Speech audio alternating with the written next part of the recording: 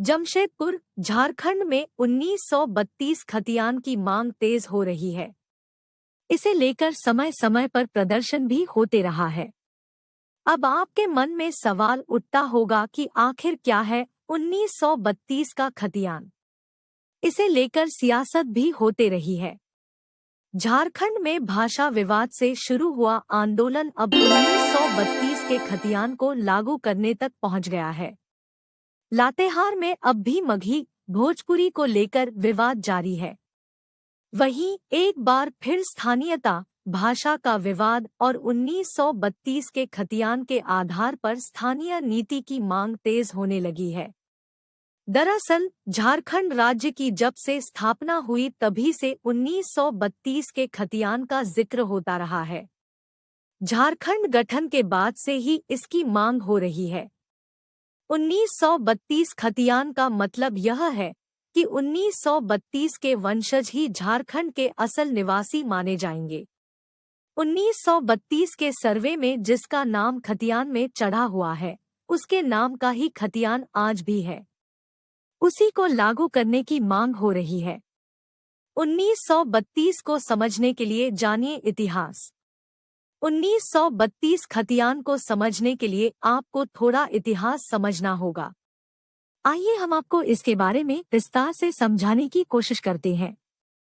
दरअसल बिरसा मुंडा के आंदोलन के बाद 1909 में छोटा नागपुर काश्तकारी अधिनियम यानी CNT एक्ट बना।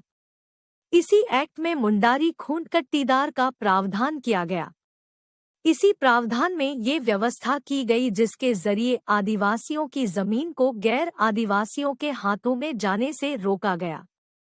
आज भी खतियान यहाँ के भूमि अधिकारों का मूल मंत्र या संविधान है।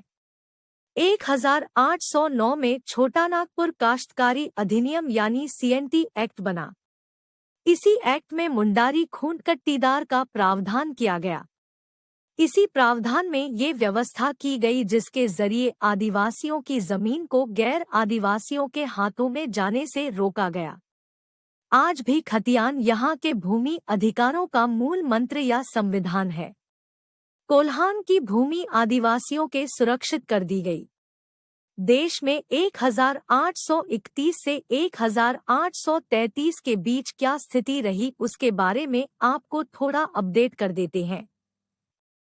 दरअसल इस वक्त कोल विद्रोह के बाद विल्किंसन रूल आया।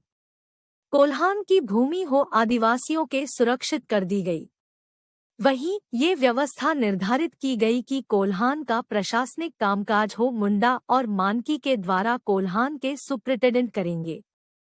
1913 से 1918 के बीच हुई सर्वे कोल्हान क्षेत्र के लिए 1913 से 1918 के बीच काफी महत्वपूर्ण रहा है। इसी दौरान लैंड सर्वे का कार्य किया गया और इसके बाद मुंडा और मानकी को खेवट में विशेष स्थान मिला। आदिवासियों का जंगल पर हक इसी सर्वे के बाद दिया गया। देश आजाद हुआ। 1950 में बिहार लैंड रिफॉर्म एक्ट आया। इसको लेकर आदिवासियों ने प्रदर्शन किया। इसी साल 1954 में एक बार